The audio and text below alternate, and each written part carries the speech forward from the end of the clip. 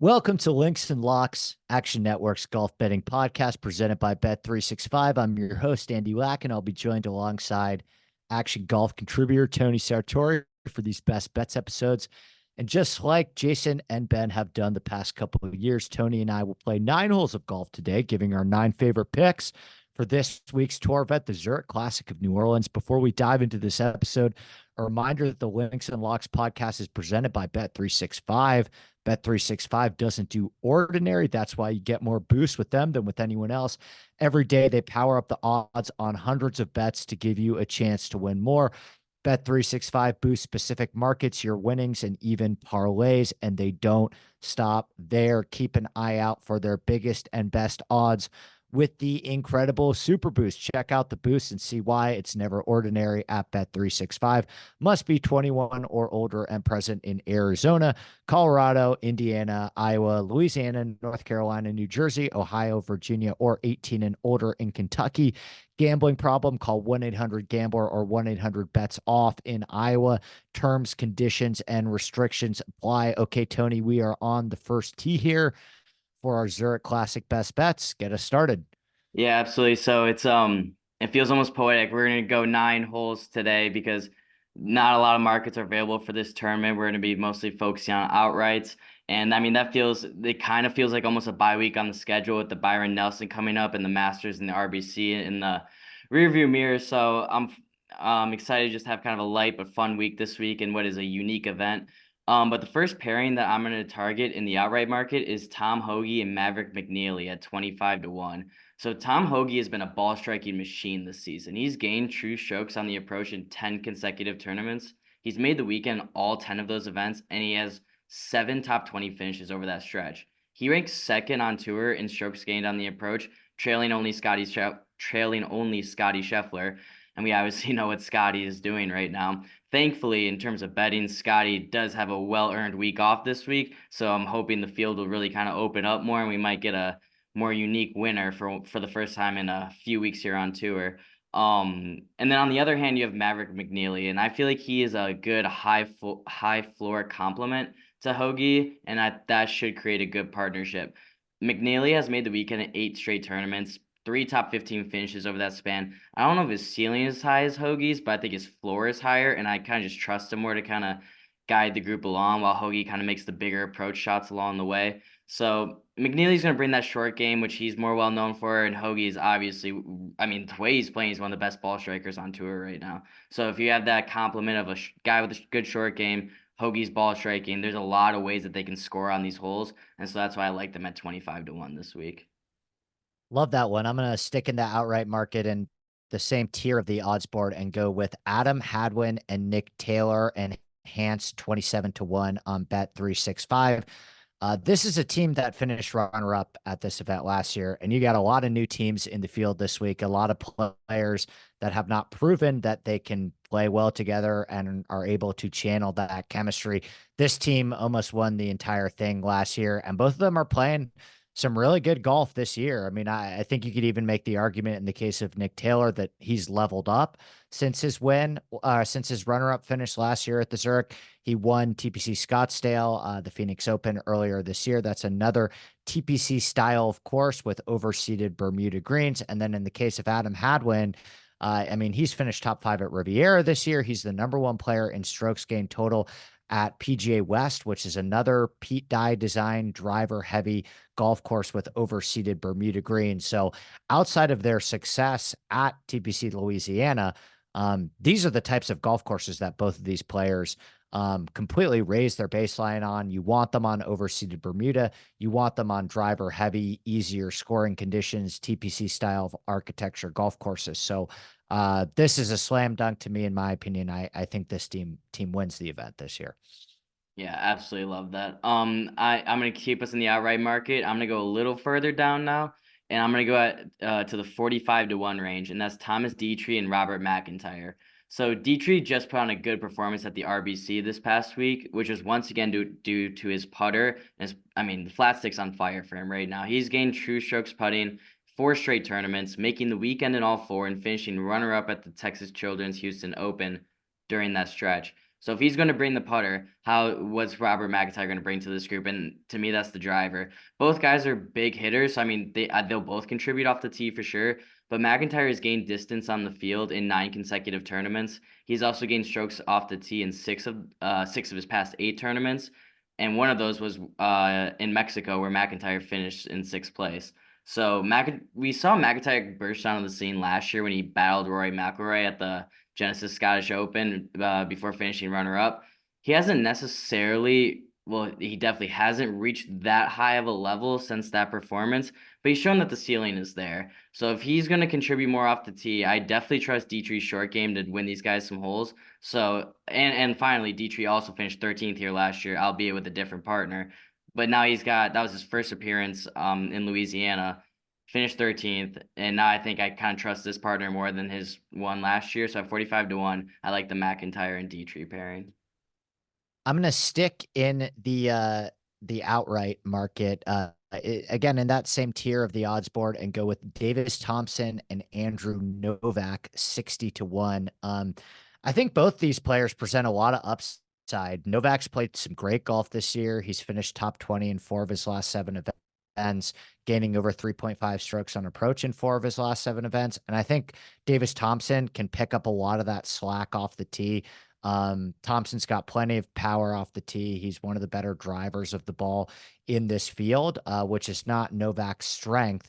But I think what you want to identify in this field is on these teams, you need at least one player that can get completely scorching hot on approach because this is a second shot golf course. It's really easy and non-penal off the D. Everybody kind of just hits driver. And then the differentiation that you get on this golf course is with your second shot and with your putter. Novak provides that in terms of his ability to heat up on approach. He's had a lot of success getting hot with the putter as well on overseeded Bermuda greens. And I think Thompson is just a well-rounded, better overall player that can, like I mentioned, pick up a lot of that slack off the tee. I think this is a team that presents a lot of value and has the upside to really make a run at this event. So I thought at 60-1, this is one of the better values on the board in Davis Thompson and Andrew Novak. Absolutely. If those who watch this instead of listening, if you saw me smile, I'm on the same exact pairing at 60-1. I don't want to repeat everything Andy just said. The only thing I want to add is that Novak is in really good form, making the weekend in 6 of his past 7 tournaments. He's got 3 top 10 finishes over that stretch. And Andy was just talking about how Novak is the good ball striker of the group, especially on the approach rather. He's gained true strokes on the approach in 5 of those 7 tournaments. So that's what he's going to bring. Like Andy also said, Davis Thompson's going to contribute with that distance off the tee, but also his short game is improving as well. So I think he can help in that area too. But his main value is definitely going to be that distance. And when you look at distance and you're looking at an improving short game, those are sometimes the 2 areas where Novak's kind of like hit or miss, you know what I mean? So there's a good complementary pairing, which has kind of been a big theme for me this week. And I think that can set them up for success at 60-1. I'm going to go into the top 10 market and go with Taylor Moore and Matthew NeSmith, top 10 plus 450. I was surprised that this duo is not getting a bit more respect on the odds board, given the fact that they finished 4th at this tournament last year. And I would argue that, again, Taylor Moore has potentially leveled up and is playing some much better golf, is a better golfer than he was at this time last year. Moore just is coming off a top 25 at the Masters. He's got a ton of power off the tee as well. I know NeSmith hasn't been playing as good golf this season, but I think the added benefit that you're getting with NeSmith is that ability to heat up on approach. And like I talked about with Davis Thompson and Andrew Novak, I think the ideal skill set that you're looking for this week is you need one player that is a great iron player. NeSmith covers those tracks. And then Taylor Moore is a great driver of the ball. He hits the ball really far off the tee, and he can get scorching hot with the flat stick as well. So I think if we could just get something close to his baseline on approach from NeSmith, Moore is going to pick up a lot of slack in the other areas, and Moore always has that ability, particularly on overseeded Bermuda, which has been a great surface for him, to gain 7, 8, 9 strokes with the putter. We've seen that from Taylor Moore often in the past. So I love this duo to repeat their success at the Zurich Classic and finish in the top 10 for a second straight year at almost 5-1. Love it. And I'm gonna go back to the outright market just one more time, and I'm gonna look at Doug Ghim and Chan Kim at 45-1. So we've talked a lot about Doug Ghim on this podcast, which is it was more so when we first started, but that's because he got off to a blistering start to the campaign. He finished 13th at the Farmers Insurance Open, the first of what would end up being 5 straight top 20 finishes, including he had top 20 at the Players. And that was against a field that's obviously so much more stacked than what he's going to go against this week. Ghim has slowed down recently for sure, but the ceiling is there, and that's why I like his pairing with Kim, because Kim is kind of trending in the other direction. He's trending upward. Kim just finished 6th at last week's Corrales Punta Championship. That marked the 8th straight weekend appearance for Kim, who boasts 3 top 15 finishes over that span.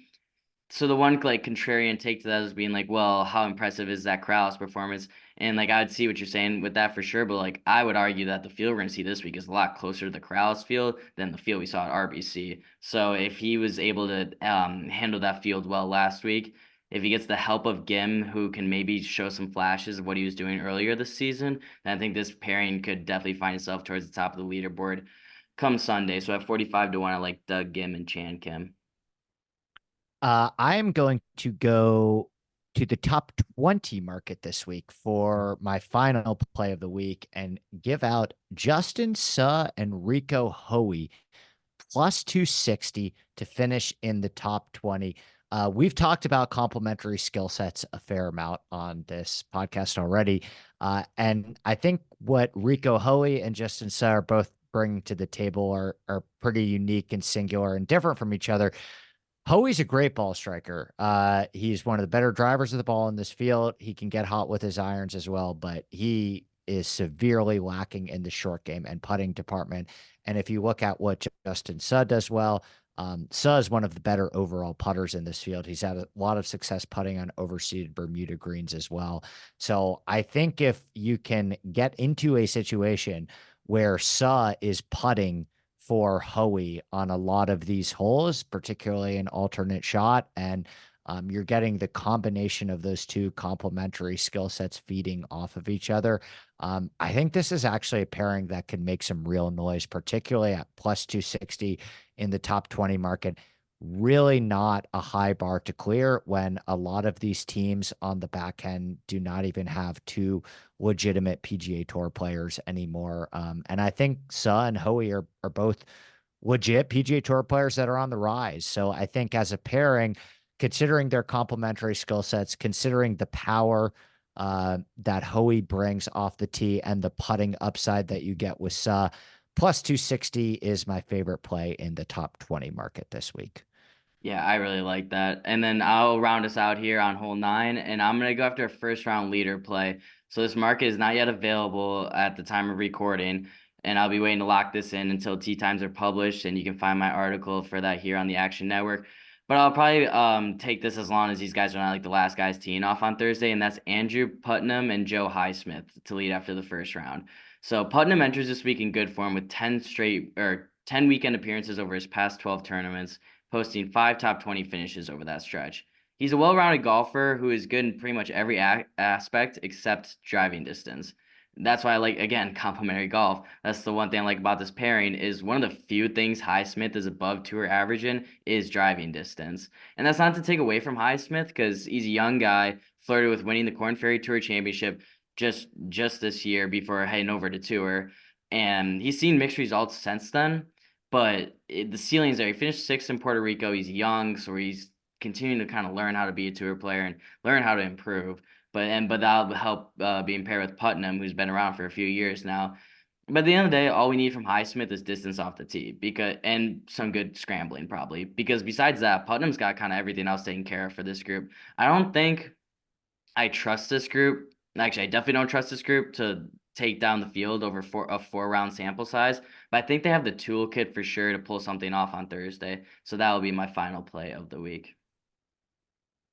That'll do it for our best bets episode for the Zurich. Before we get out of here, final reminder that the Links and Locks podcast is presented by Bet365. As a reminder, this podcast is presented by North Carolina's newest sportsbook, Bet365. Bet365 doesn't do ordinary. That's why you get more boosts with them than with anyone else. Every day they power up the odds on hundreds of bets to give you a chance to win more.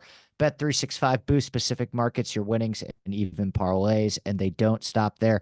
Keep an eye out for their biggest and best odds with the incredible Super Boost. Check out the boost and see why it's never ordinary at Bet365. Must be 21 or older and present in Arizona, Colorado, Indiana, Iowa, Louisiana, North Carolina, New Jersey, Ohio, Virginia, or 18 and older in Kentucky. Gambling problem? Call 1-800-GAMBLER or 1-800-BETS-OFF in Iowa. Terms, conditions, and restrictions apply. As a reminder, our action experts, Spencer Aguiar and Nick Bretwish, return with host Roberto Arguello tomorrow for our Zurich Classic betting preview right here on the Links and Locks podcast. So for Tony Sartori, I'm your host, Andy Lack, and we will see you right back here next week on the Links and Locks podcast for the Byron Nelson, presented by Bet365.